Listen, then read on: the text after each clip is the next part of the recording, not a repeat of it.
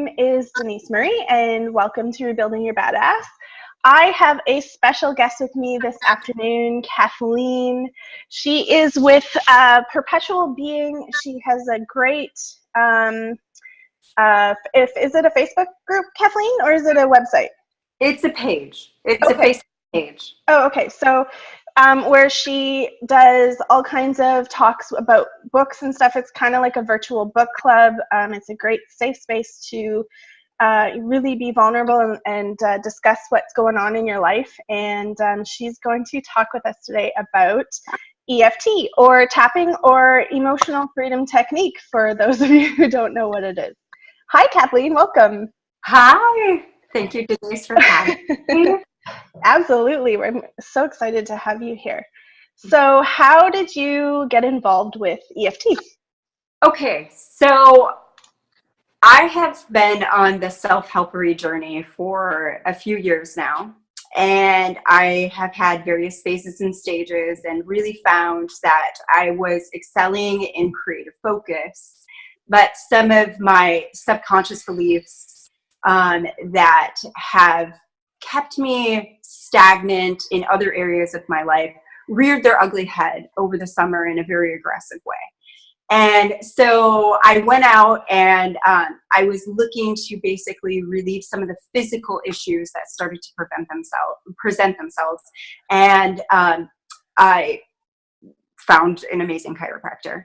And he, after a few sessions with him, had mentioned to me EFT. We built a rapport, and we talk about books, and I was like, what is that? I've heard of that before, and I keyed into that.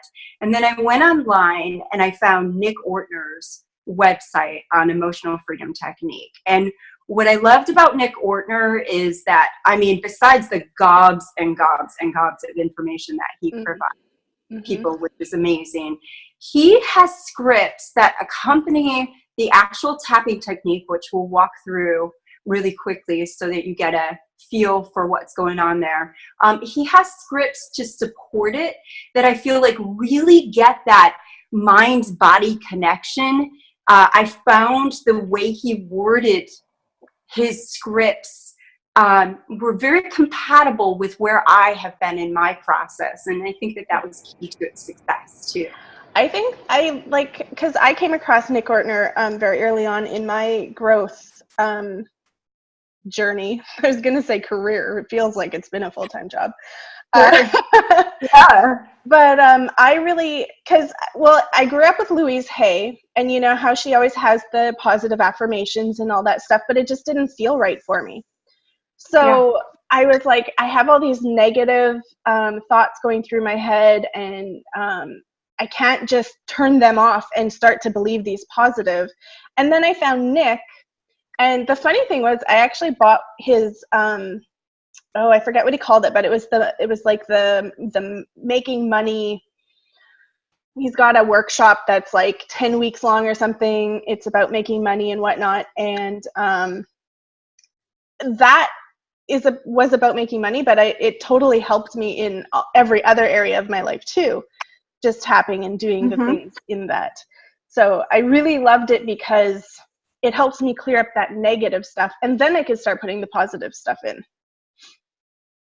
Absolutely. And that's the key to this, is that if you want that feeling state, that feeling place where you're attracting abundance, you definitely have to clear out the old before you can introduce the new.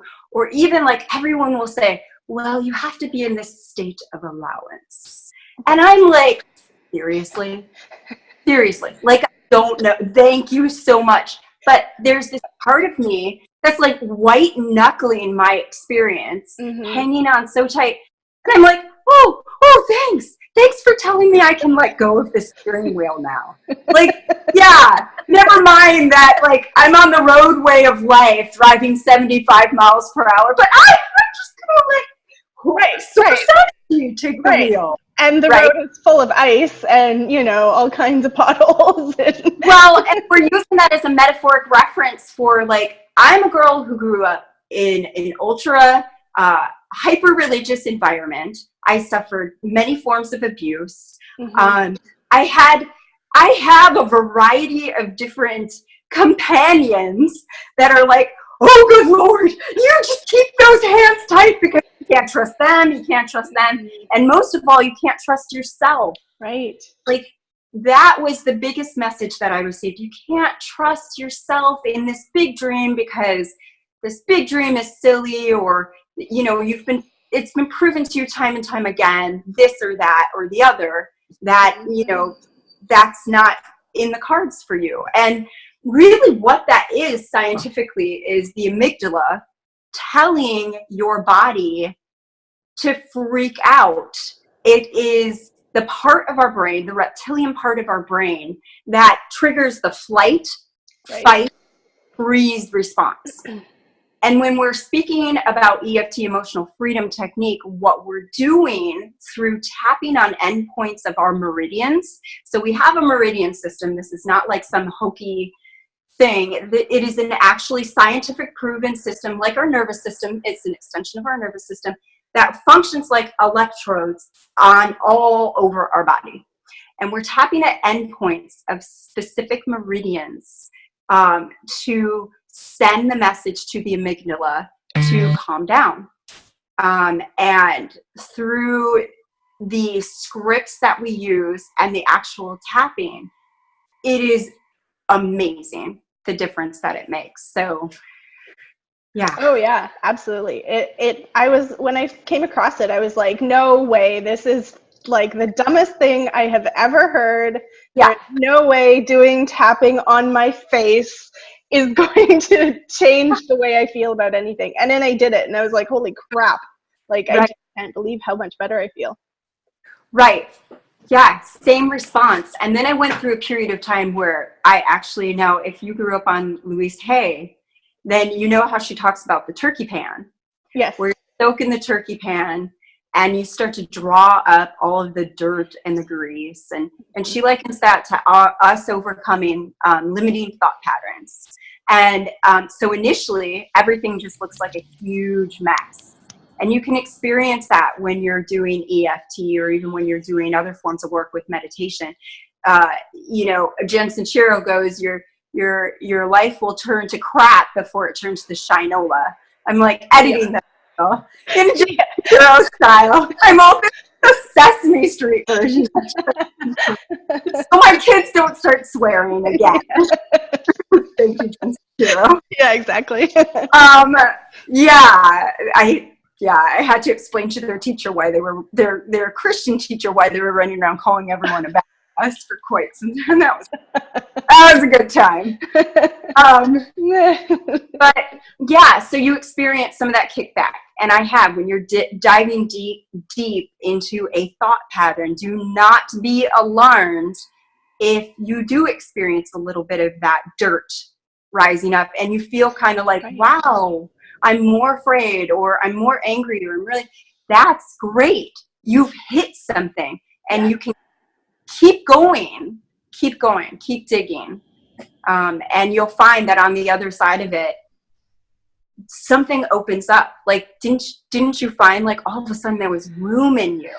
Oh yeah. Like, this huge weight on my chest was slowly going away. You know, I had felt this pain. It wasn't really pain. It was just like I was carrying the world in my heart almost. Yes. And as I tapped more and more and more, it kind of got worse, and then it started to subside. And all of a sudden one day I woke up and I'm like, hey, crap, I'm like, I don't have this weight on me anymore. It was incredible. It really was. Yes. And it changes the way information, like you perceive information. I've noticed my worldview has changed significantly since I've started. And I mean my world, Kathleen's world, not the entire globe. But the way I'm relating to my own life, I definitely have had a shift in perception. And it's not anything I had to sit there and go, okay, we're going to create this now. It was like an ease, like, oh, here we go. Like a realignment, you know, because I'm the first person, like, to throw on music to dance a bad mood out of me, or like, you know, but there's only so much of that you can do, and you're like, because these are big things, you know. So Absolutely. Would you mind taking us through, so you've kind of, maybe give us an overview of what EFT is, and just taking us through a bit of a tapping, just so everybody isn't so confused about what they're listening to us talk about. Yeah, absolutely. So EFT, again, it's about sending a signal to our amygdala to calm down, to chill out. So the amygdala triggers the flight, fight, freeze response. Right. And I think that's really important to also look at the freeze response, because we're really well aware of the fight and flight.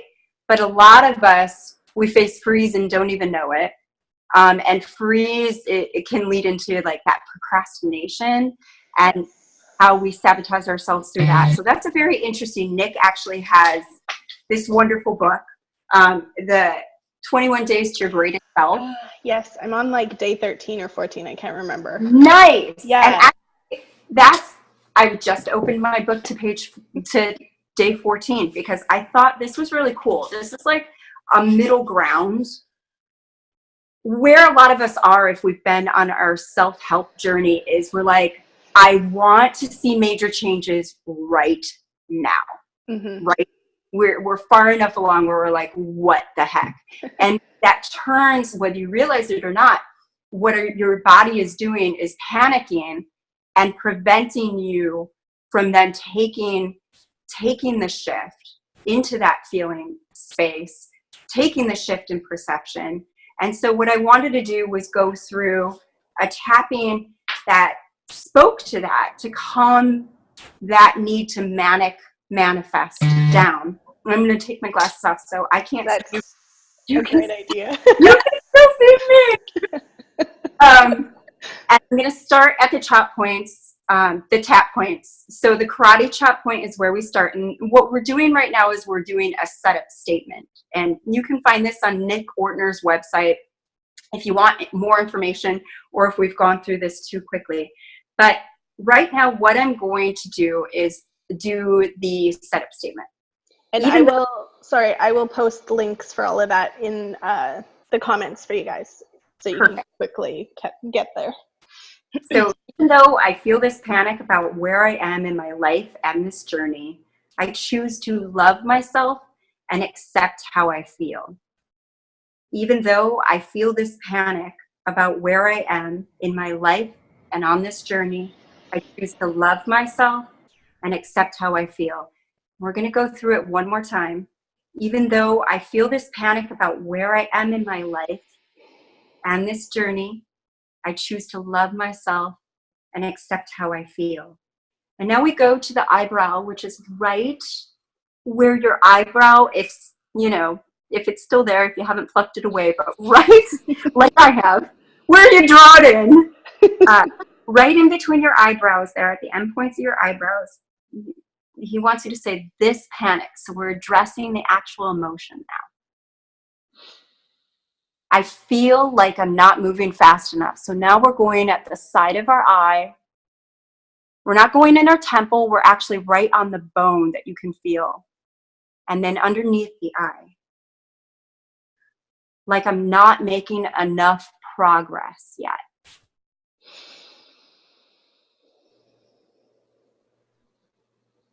I don't feel like I'm my greatest self yet. So right under the nose, that crease between your lip and your nose, and then right underneath your mouth, and that crease underneath your mouth, and that makes me feel panicked. Again, we're addressing the negative emotion, and what we're doing is we're sending a message to our amygdala that it's okay to calm down. So we're not anchoring the negative belief. We're allowing our bodies to stop the resistance to it. And I think it releases the energy too, the negative. Yep, and it releases the negative energy. And then we're going to go to our collarbone. Now this is a tricky point. So we have the end of our collarbone, and you want to go an inch below and an inch over. So where were we? I feel this panic in my body. I want to transform it faster. So we're going under the arm, right at our bra point, like our bra strap here, right there. And if you're a dude, you want to do it right at your lat. Dude. Sorry, I don't even know why I refer to men as dudes. That's okay, dude. You're cool doing that. And then the top of the head. I want to be my greatest self now. And you can use two hands like Denise, or you can use one. And the alternate tapping, like you're going to feel what feels right for you too. And then it keeps on going. The script says, back to the eyebrow. It's keeping me stuck. And I have it for so long.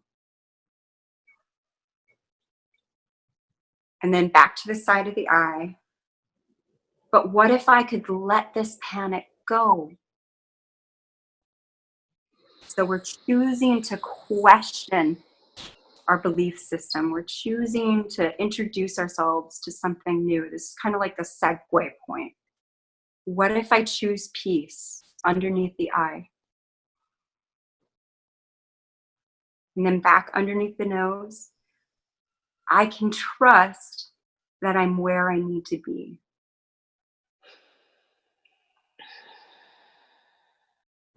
And then back under the mouth. I can trust that I'm manifesting my greatest self. And then collarbone. I can feel at peace with myself.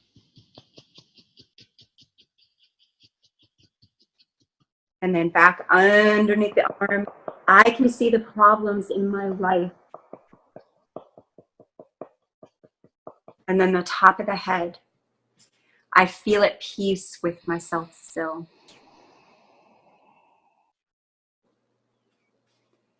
And then back to the eyebrow. I'm doing the work.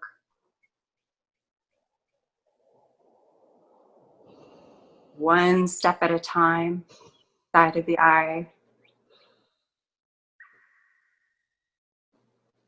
So it's safe to relax under the eye. It's safe to relax now.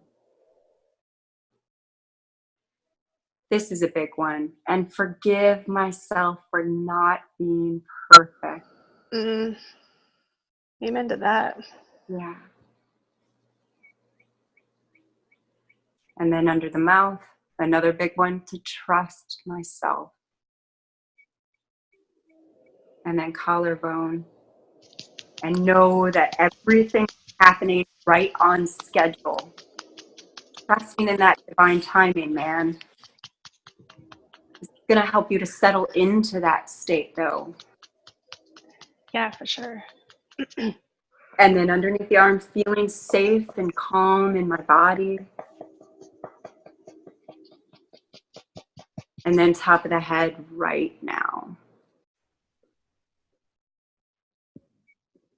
And then you follow through with a few deep breaths.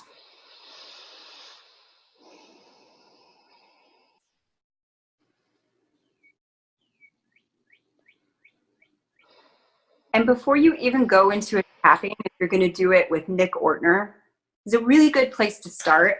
And he welcomes in a lot of other different tapping experts and all kinds of resources. So if he is not really vibing with you, it may be a good starting point. It may be a good starting point. But when he starts his tapping technique, before you even do your setup statement, you want to gauge where you're at in your anxiety related to this specific issue. Like right now we were saying, I'm not moving fast enough in my personal journey to my truth, my greatest self. Where's that at? Where are you feeling the urgency translated into panic or fear or anxiety? And then gauge that on a scale of 1 to 10. And wherever you're at, say you're at a 7, you're just really amped up. You'll notice shifts. You'll notice that the anxiety goes from a 7 to a 5 or even a 2. I suffer from anxiety disorder. And I have gone from a 9 where I'm like, oh my goodness, I am so panicked right now. I feel like I want to run to the emergency room because maybe I'm missing some underlying issue, you know, the hypochondriac kind of thing going on, especially with all the new change. Now, I've had tons of great change in my life, and I am freaking out. Like, give me the chaos. I can handle homelessness, but give me a bigger home and give me the nicer car. Right? And I'm Isn't like, that so weird? yes. Yeah. Like, Crazy. I think it's because it's the reality we don't know. Like, when I left my ex-husband, I was like, I don't know what the hell I'm supposed to do now, because I've never lived this life before, you know, all by myself.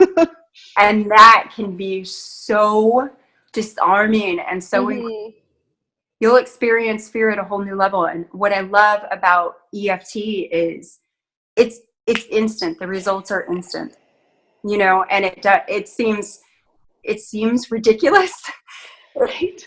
You know, it does, but it really works. Yeah. And the people that have come to me via the book club, Perpetual Beings Book Club, they've overcome physical issues. Like one individual had like itchy skin to the point where she was thinking she was going to have to go do something, like she had psoriasis or something. Right. She got rid of it in 2 days after like a year of dealing with that. And I will get migraines monthly. I've gotten rid of migraine pain from it. And so it runs the gamut. And now my kids, so it's integrated into my life to the point where my kids are like, Mom, you might want to tap on that. And I'm like, and they're 7, 6, 6, and 3. So when they become smarter than you, and it's like, oh yeah, and you think that's gonna happen like 11, 12. No, my 7-year-old. You might want to meditate and tap on that one, Mom. What am I? I'm like, yeah. Oh, man. It actually even works on animals. I had, well, I still do, but I'm traveling, so they're staying with my mom, but I have 3 cats, and one of them was having, he had crystals in his urine, so it was blocking his urethra, so he couldn't pee. And so it was terrible. It was basically to the point of I had to either put him down because I couldn't afford a $4,000 surgery to make it better. God. Yeah. Or, you know, try some home remedies, and tapping was one of them. I was tapping and I gave him apple cider vinegar, and he hasn't had a problem since. Whoa. So, but, you know, just calming his anxiety and his pain and stuff, I really noticed just me tapping on myself, concentrating on him, really just helped his, you know, calm him down. And, you know, it was way easier to treat him than, you know, than with him all in pain and anxious and his body was like, yeah, totally. Yeah. And that's another point. Like in motherhood, you know, a lot of the people that I've run into that are life coaches in self-help, they don't have children. And I was getting frustrated because I'm like, okay, but I have this whole other element, and I can't just, it's fine to ignore the naysayers in your life that are adults. You can't ignore like, and sometimes they promote the biggest anxiety, you know, they're blessings, but what it takes to care for children and the rest of your life while you're going through a huge amount of growth. Oh my goodness. Over the summer, I was like, seriously, like how am I even gonna, I don't know if I'm gonna be able to do this journey, you know, because it almost felt like I had to choose one or the other. And what tapping did for me was it helped me to just calm down enough, because there's always a way. There's always a way. And it's usually so simple, but we're not seeing it. And tapping, and tapping really helps you to calm down enough and to sit in a space where then all of a sudden something will present itself in this simplistic, ingenious way that no matter how hard you tried to come up with, you wouldn't have Well, and I think in a state of panic and anxiety and, oh my God, what am I going to do? You're pushing away every single freaking idea that might even possibly come to you. If you can calm down enough and relax, then they can flow to you. And all of a sudden it's not such a big deal anymore. Yeah. Yeah. And so some of the key components that I had experienced with life coaches where they were like, they stated the obvious to me in a gorgeous way. I mean, these people are amazing, such amazing gifts in my life. But I was able then to take like comments like, okay, you want to transform a story of pain to a story of love. And it's like, oh yeah, that's all I want to do. That's all I want to do with my past. Sure, no problem. Okay, I'm ready for that work now. Let's put some focus in that. And you can't do it here. You have to do it here. Yes. And like you were talking about the affirmations of Louise Hay, where you go to that mirror. Like, I have no problem going to a mirror and talking to myself, but it's actor Kathleen. My history is acting. And so I'm used to doing mirror work, but I'm doing it as a character. And I can't break character. And what happens now is, as I'm telling myself these affirmations in the mirror, I'm tapping through them. And it's reaching Kathleen, as opposed to whatever mask I decided I was going to strap on that day, because I'm so used to doing that I don't even know I'm doing it anymore. Right. You know? And I think that's a lot of us. We all have these personas that we, I know before the call we were talking about, we have a certain portrayal we want people to see, and we don't. Facebook is terrible for that, where you go through your feed. I remember when I left my ex-husband, and yes, I realized that I just left 3 full paragraphs completely hanging, but I'll get to it, I promise. Sure. When I left my ex-husband, I felt so alone, and so Facebook kind of became my like lifeline, because I didn't really want to be around people, but I didn't really want to be alone. Mm-hmm. It became my lifeline, and all of these people are having these just glorious, fantastic, amazing lives on Facebook. Yes. And it made me feel even worse about myself, because I was having this shitty ass, poor me attitude, basically. But what I needed to realize, and once I finally did, it helped, was that nobody's gonna put like, fuck, I had a bad day today. Pardon my French. Fuck, I had a bad day today. Mm-hmm. Or damn, that was a shitty ass weekend. Or, the people don't put that on there. They put all their happy moments, because they want people to see what they, these fantastic, amazing lives that they lead.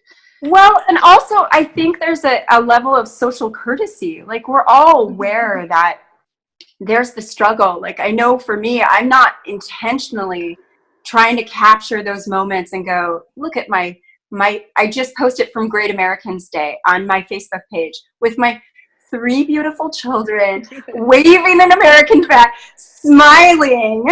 And you didn't see my morning where I had to get together 2 Betsy Rosses and Squanto. And Squanto was crying because he wanted to be George Washington. Like, you don't get to see that. Yeah.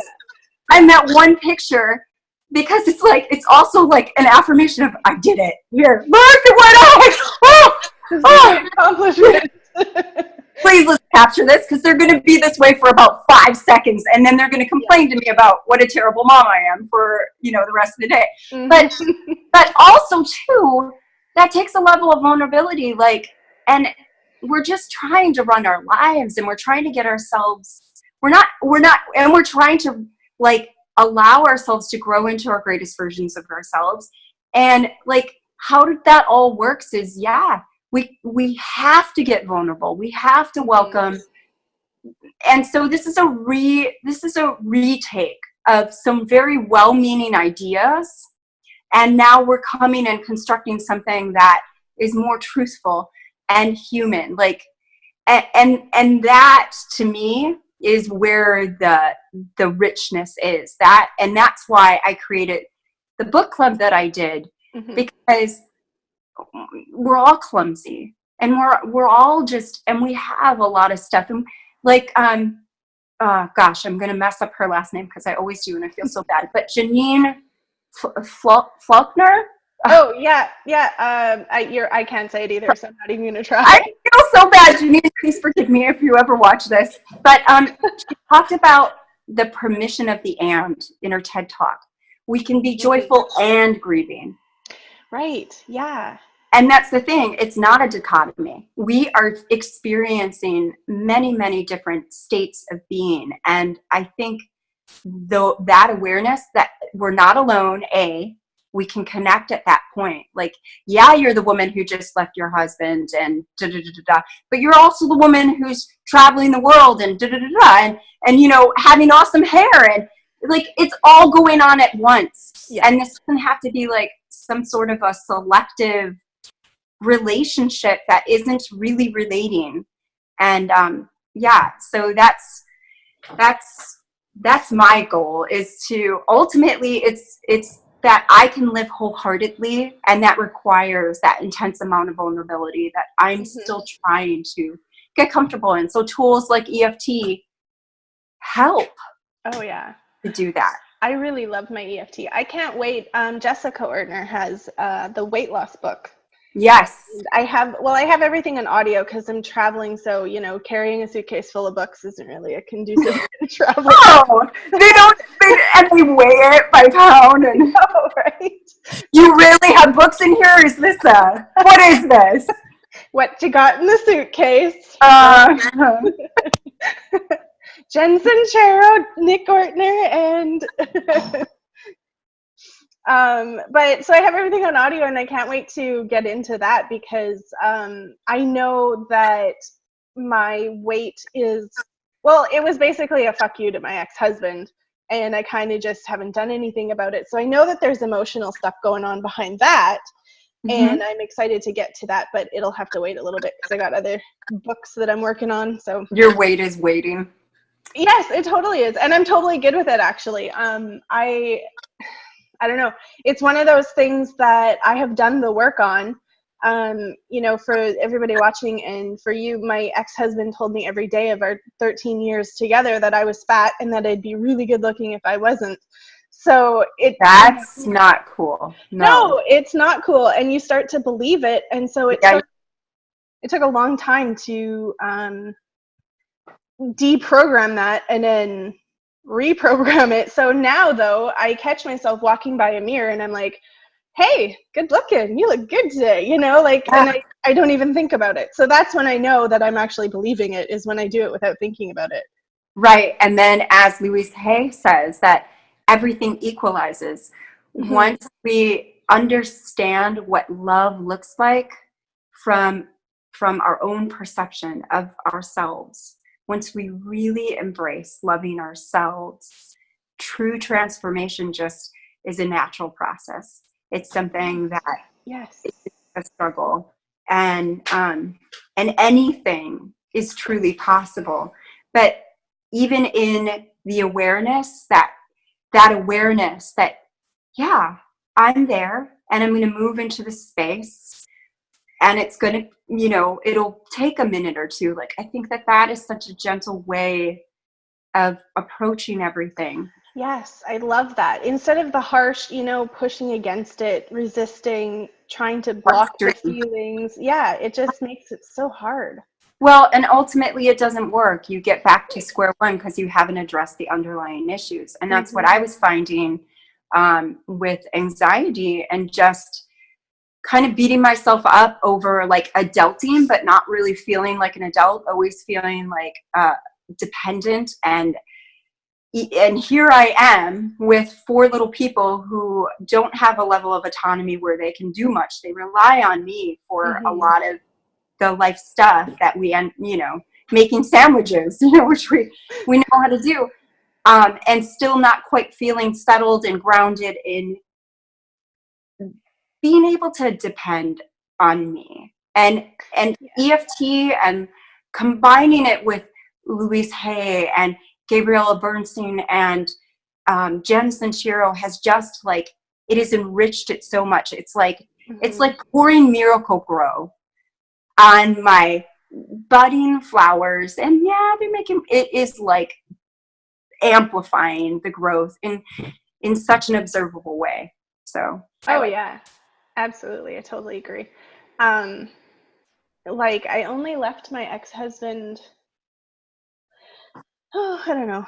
It seems like way longer, but I think it's only 4 years. Just Wow. over 4 years ago. And I am not even remotely close to the same person I was 4 years ago. No. And there's no way that I would have been able to do that without, well, mostly tapping, to be honest. Everything else has been really great, and I've gotten so many nuggets and great stuff from them. But I think tapping is the one that kind of propelled it the most, Mm-hmm. mostly because I was able to release emotions. You're able to let that energy go. Yep.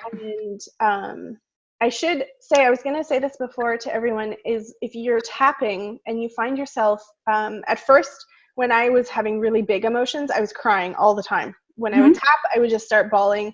Now I yawn a lot. Mm-hmm. There's some burping, some stuff like that. That is your body releasing energy. Yep. So if you find yourself tapping and you're doing some of those things, just let it happen, because that's how your energy gets out. That's how the negative energy leaves. And in that way, that's how you feel better after. You feel lighter. Well, and I'm not going to remember her name right now, but I was just reading a book called Radical Self-Love. And Oh, yeah. I am trying to think of the gal's name. It's right on my treadmill. But okay, so the book is Radical Self-Love. And she had an eating disorder forever. And when she approached tapping and really got to the root of some of the emotion that was underneath the eating disorder, she actually had a response where she started vomiting violently. Mm-hmm. And then the very next day, it was like, oh, she could look at herself.